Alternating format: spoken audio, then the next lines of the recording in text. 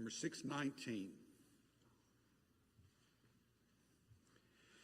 Take time to be holy, speak oft with thy Lord, abide in him always, and feed on his word.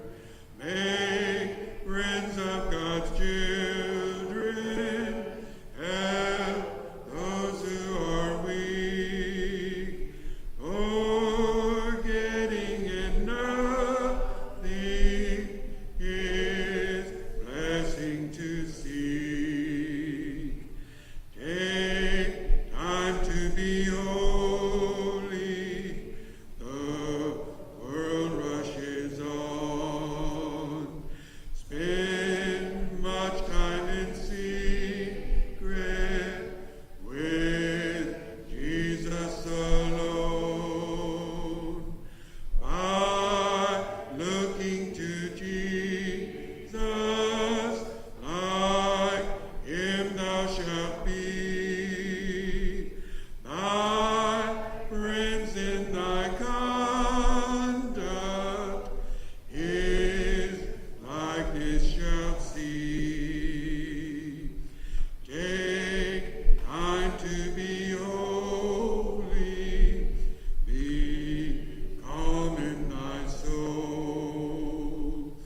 Each thought and each motive beneath his control. Thus, led by his Spirit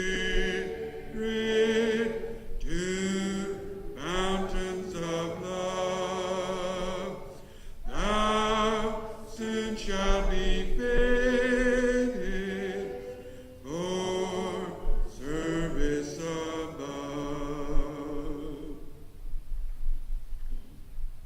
Some before Adam's lesson tonight will be, I know I have it marked, number 584.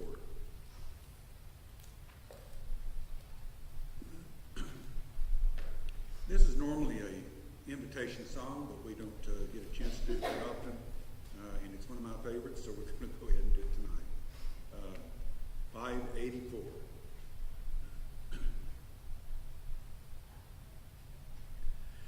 Softly and tenderly, Jesus is calling, calling for you and for me. See on the portal, he's waiting and watching, watching for you and for me. Come home,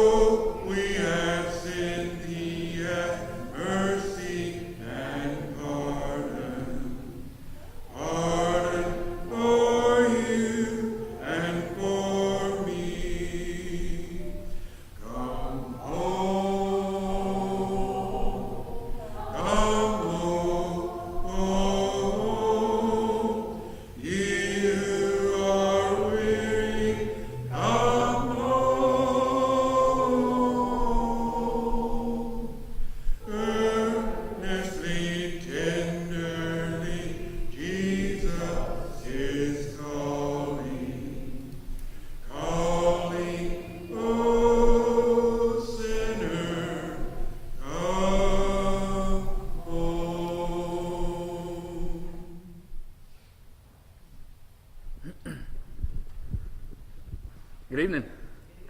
It's good to see everybody this evening. I'm going to read to you from Psalm 51 here in just a second. Psalm 51.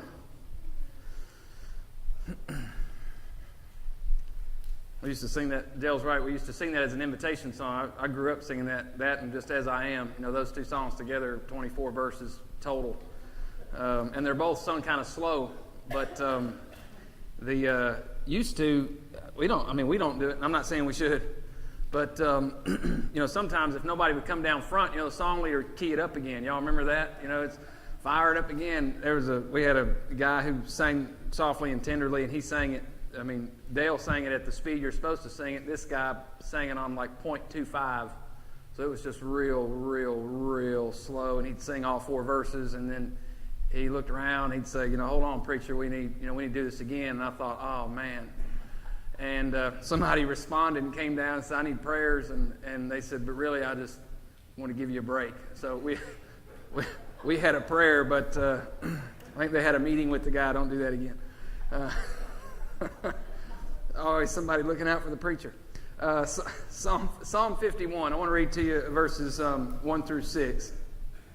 1 through 6. By the way, if anybody ever sings Just As I Am and they pull that trick, one of you come help me out with that. We'll pray for you. Psalm 51.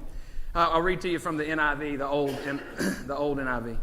Have mercy on me, O God, according to your unfailing love. According to your great compassion, blot out my transgressions. Wash away all of my iniquity and cleanse me from my sin. Because I know my transgressions and my sin is always before me. Against you only have I sinned and done what is evil in your sight, so that you are proved right when you speak and justified when you give judgment. Surely I was sinful at birth, sinful from the time my mother conceived me. And so surely you desire truth in the inner parts. You teach me wisdom in the inmost place. It's easy to forget, but you've got a little... it's probably in smaller print in y'all's Bibles right there under Psalm 51. Before the verses start, you've got that little bitty piece there. It says, for the director of music or the choir master, a psalm of David when the prophet Nathan came to him after David had committed adultery with Bathsheba. Those are not notes put in there by Zondervan. Zondervan didn't do that. Broadman and Holman didn't do that. That's actually in the Hebrew text. So there are some Bibles that in the Hebrew, when they put verses, that for the director of music, that's verses 1 and 2, and have mercy on me, O God, is actually verse 3. So it's always important to remember that when you see those little things, don't ignore them, especially in this psalm, because it gives you a great context of what David's talking about. And you see it comes right on the heels of everything that he's done wrong. When you read that, you might ask yourself, how many different ways can David say he messed up? You notice how many times he uses a different word for something bad? According to your, blot out my transgressions, wash away my iniquities, cleanse me from my sin. It's like he's, what other word can we use here? And a lot of people, and I know I've told you this before, a lot of people will go through a really long sermon and tell you, David's trying to really pinpoint each little thing that he did wrong, and really that's just not true. David's just trying to use everything in his vocabulary to say that he has royally messed up his life. And I don't think he uses transgression, and that meant the affair, and sin, that meant the betrayal, and then iniquity, well, that means the murder. It just doesn't do that. That's not consistent. David's really just crying here. He's just using, every little word that he can. But there's one I do want to concentrate on tonight. It's easy, used to fire and brimstone days. You could, talk about, heaven and hell and sin, and we don't talk about that S word very much anymore. We don't talk about just the idea of sin. What is that? It's almost a religious word. But I really would like for us not to treat it that way, because if we wouldn't treat it that way, we'd probably handle sin a lot better and think about it more in our own lives. That word sin there in my Bible occurs in verse 2 and 3 and 4 and the latter half of 5 and 9. So you'll see that word sin, at least in my Bible, the Hebrew word that's translated sin, he uses that one the most, and that's the one I want to talk about, and I try to do it at least once or twice a year, just to make sure we're all remembering what this is. The simplest definition of sin is they would use that when they would hunt. So if they're in their days, they can't go to Publix. We go to Publix and bologna's not hanging up. There's no toilet paper on the shelf. But in their day, if you want food, you got to go get it. And so if you're out hunting or you're out trapping or you're even fishing, if you hunt and you shoot your bow, or if you throw the spear and you don't hit the animal where you need to hit it, you may hit it in a bad spot and the animal takes off, and so now you've just injured it and you got to go look for it. The people who taught you how to hunt would look at you and say, you sinned. But they don't mean you made a religious mistake. When they say you sinned, they mean you missed. That's really all it means. So when David's using this word, he's not using some big religious term. In his day, when he says, I sinned, it means I missed. He was trying to do something, and he missed the mark. My son has, firearms in his room and bow and arrows in his room, and he's got all his stuff in his room, and he hunts. He's got a tree stand out back, and all the stuff that goes along with it, the millions of billions of dollars that goes along with hunting materials, and the hand scopes and then the big scopes, and he has all that, and he'll probably still ask Bob this year to borrow his gun, because he just doesn't have one that'll do it. But and my son is pretty good. He's better than me. I'm not good at all, but he's really good at sighting something in and hitting the mark. But I always remember him as a 8 or 9 year old in the church we were at, and the guy who and that guy's now living back in Tennessee, but before he was in Maryland, and he's a big hunter. And Jaheim just asked him to go hunting with him, and he sat in a tree stand with this guy for a year, and the guy just made him just sit in a tree stand and be quiet, learn hunting that way. And then he would take him the next year in order to teach him how to shoot the bow and arrow. He didn't want him to shoot a gun. He wanted him to learn, old school, shoot a bow and arrow. He gave him his first bow and arrow, and he would come over after church, and his name was Craig, and he's a senior chief, retired senior chief in the Navy. And Jaheim would be out there in our backyard. He had a big target, and I'd come home, and Craig is a big man. I mean, everybody's big to me, but Craig was a pretty tall guy, and just a very man of just big stature, just stood tall and straight. And so there's this little kid out here holding this bow and arrow, and there's Craig standing there, with his hands behind his back, and he's talking to him and monitoring him, and he'd shoot the arrows, and he'd talk to him more, and he really got Jaheim sighted in because he wanted to teach Jaheim how to hit the mark. And of course, when you're starting, you miss all the. Jaheim would hit it, he'd go over the fence into the woods. Now you got to go find it, or it'd go off and hit the tree, or it'd hit something else. And Craig he was so gracious with him. I would just, the patience. He'd sit out there for 2 or 3 hours and never move, and just talk to this young boy about getting it all sighted in. And I think about that a lot, not only when I read Psalm 51, but if you'll remember the story at the end of Genesis where Joseph's in jail. And remember, he has to interpret the dreams of I think it was the cupbearer and is it the cook? Yeah, the baker. I was close. I can't believe I just forgot the cupbearer and the baker. And you remember, I think it was the baker's dream that went sideways. That wasn't good. And then the cupbearer had a dream, and Joseph interpreted that. Do you remember what Joseph told him? Hey, when you get out, do you remember what he told him to make sure and do? Yeah. Remember me. I didn't do this. It's like what every prisoner says. I'm innocent. I didn't do it. And the cupbearer says, oh, yeah. Now I'll remember you, no problem. Did the cupbearer remember him?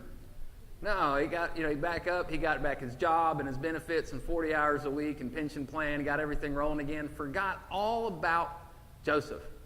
And you remember the Pharaoh had that dream, and all of a sudden that cupbearer, oh, yeah. And there's this line there. If you ever get a chance to read that story in Genesis 41, the New American Bible says, now I remember my negligence. I think it's one of the only Bibles that uses that word. I remember my negligence. But when you read it in Hebrew, It is, now I remember my sin. And what he's saying is, it wasn't a religious thing. What he's saying is, I missed. I meant to do that, and I didn't do it. It wasn't for a lack of trying. And there's other words we can use for when you mess up, like transgression and iniquity. Those things have more of a deliberate thing that's going on. Sinning is, you meant to do good. You meant to hit the mark. I was aiming. I was trying to, but I didn't do it. And on the one hand, you may think, well, I don't want to know. I think some sin is deliberate. Maybe. But the only definition that the Hebrews knew of sin is that you meant to do well, but you didn't do it. And so what I want to finish tonight talking to you about is not so much when we mess up, but why we mess up. Because we meant to do well. We meant to hit the mark. We meant to do what we were supposed to do. So why is it that we just sometimes can't seem to do it? There was one time that Craig was out there. This was before we moved here, and he'd been training Jaheim for 2 or 3 years how to shoot this bow and arrow. And he was, still the same. He was out there in a Sunday suit, and watching him shoot the bow and arrow. But this time, and Jaheim had already killed 2 deer at this point with a bow and arrow by himself, so he's a good shot. But this time, the kid couldn't hit the target. And I noticed that Mr. Webb was not standing up tall. He was leaning over, and he had a different face on. And he was fussing at him. And at first I thought, well, he's just a kid. He just missed. But afterwards, Craig told me, he said, I hope I wasn't getting on to him for not hitting the target. He said, but here's what I know. I know that bow is sighted in because I sighted it. And I know the target is half the distance that he shot that deer last year. So I know it ain't his equipment, and it ain't what he's shooting at. And what I told your son is that leaves one thing. And what is it? Operator error. And he said, I wanted to make sure that he knew there's nothing wrong with the bow. What's wrong is you. And he said, and I had to tell him, I think there are some reasons why he's not hitting the target. And every time I read this in Psalm 51, every time I see the word sin, I hear this Master Chief's words, because it's so true for all of us. You meant to do it, but you didn't. So the question is, why? And I want to share with you tonight what I think that is, which is why Jaheim wasn't hitting the target that day. Here's the first one. We're not training to hit it. We've just stopped paying attention. We used to hit the mark. We used to do well. We used to do what we meant to do. But we're not thinking about it anymore. We're just not training. We're not reading. We're not praying. We're not coming to church. We're getting distracted. We're doing a lot of other things. And he told him, he said, I think you're spending too much time on your iPad and not enough time with the bow and arrow. And he was right.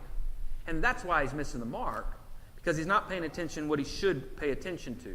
Let me read to you 2 passages from Deuteronomy. You don't have to turn there, but one's from Deuteronomy 7, and the other one's from Deuteronomy 8. And they both have to do with this. Moses says, take care to follow the commands, decrees, and laws I give you. And if you will pay attention to these laws and you're careful to follow them, well, then the Lord your God will keep his covenant with you. You notice, he doesn't just say do right. You gotta pay attention to what you're doing. In Deuteronomy 8, verse 1, just a few verses later, he says, be careful to follow every command I am giving you today. He doesn't just say follow them. He says, be careful to follow them. You might think that's just Old Testament stuff. But when you get to the New Testament, see if this sounds familiar. This is 1 Corinthians 9, verse 24.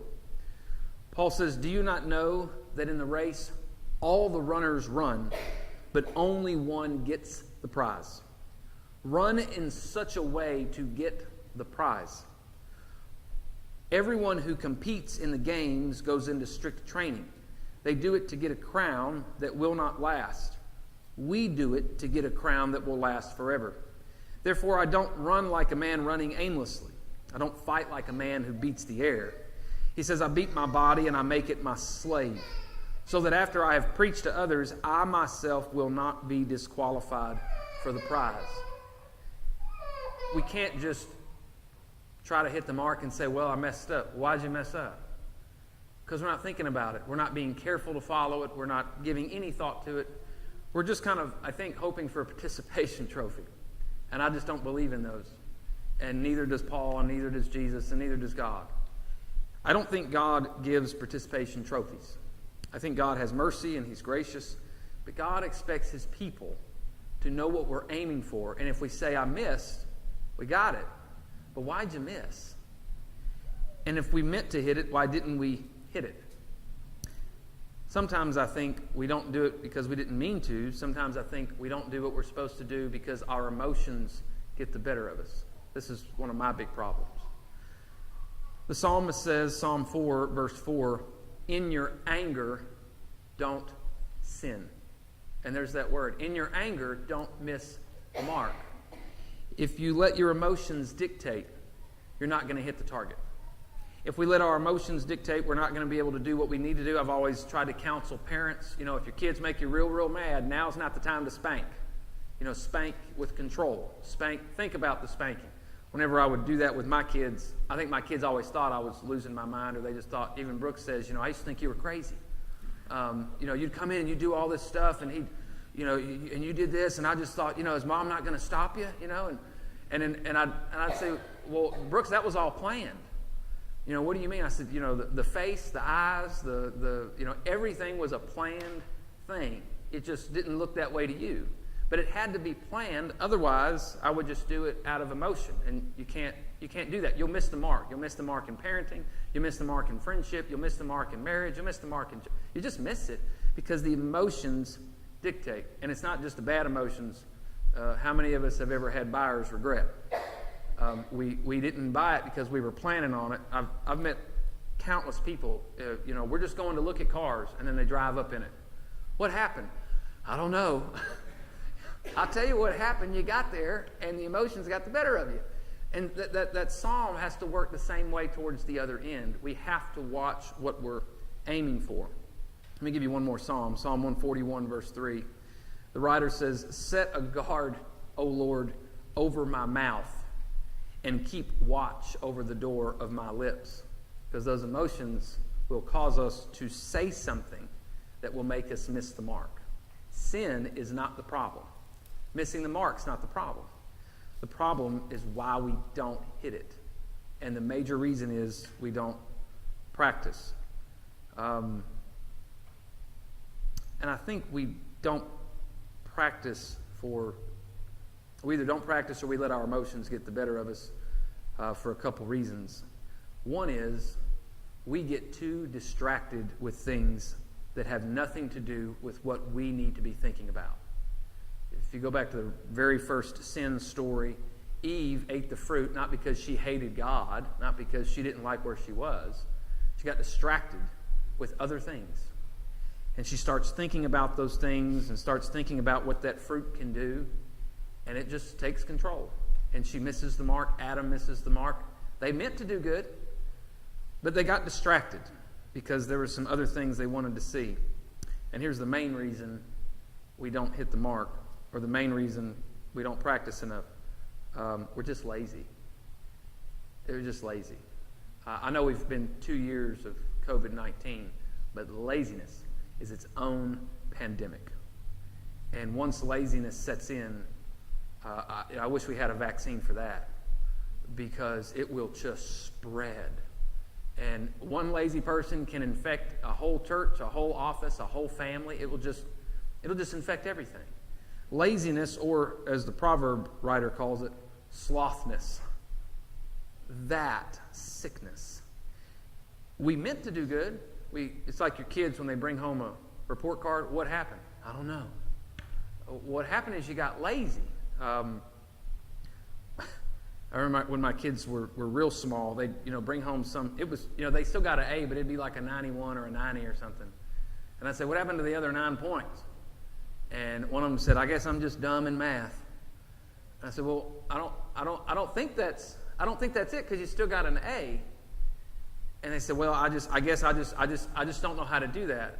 And I thought I've never let that slide with any of them. I don't think it's that. I think you just got lazy.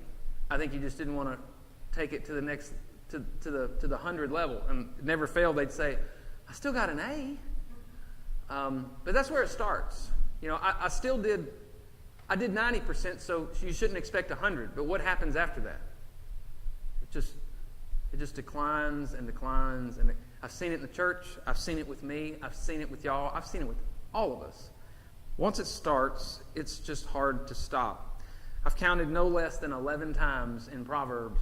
The writer of Proverbs really, really talks about laziness. He uses that word sloth. And here's the whole summary in Proverbs if you ever want to think of laziness. Here's the whole summary. If you're lazy, what will happen is you will end up with nothing to eat, you will go nowhere, and your roof will fall in. And then you will come outside and ask, what happened? Laziness is a slow burn.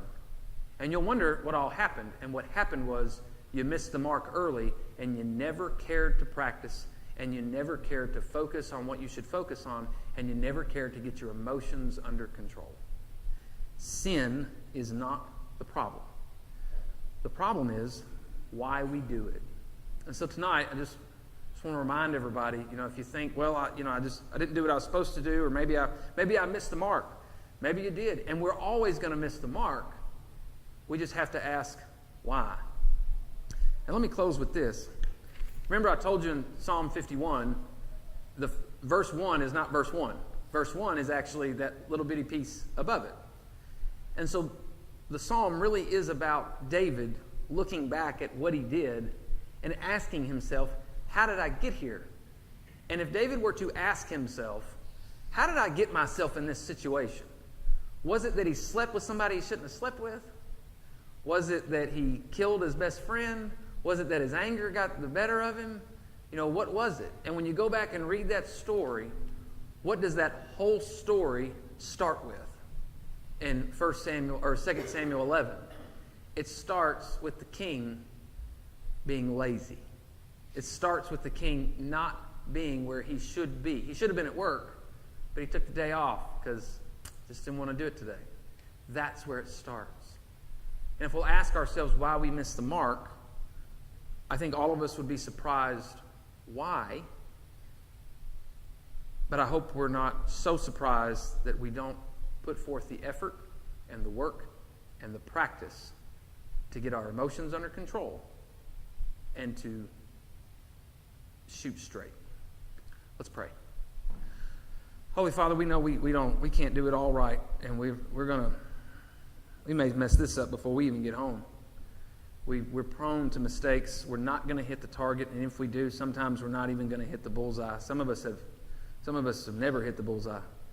Father, help that not to discourage us. Help that not to make us give up, because really it's just laziness. Help us to diagnose and to look at why we just can't seem to stay focused.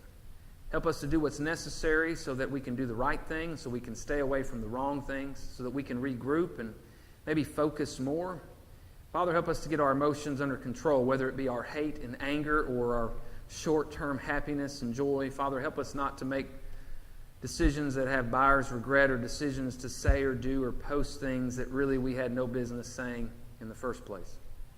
Father, help us to get our language and our mouths and our decision-making under control, and help us to practice at it and to do good and not get distracted, so that one day we don't look at you and ask what happened, so that one day we get to you and say we tried. Father, help us to try, but help us to try not beating the air, but with intent and with focus. It's in Jesus' name we pray. Amen. We're going to have another prayer here in just a minute.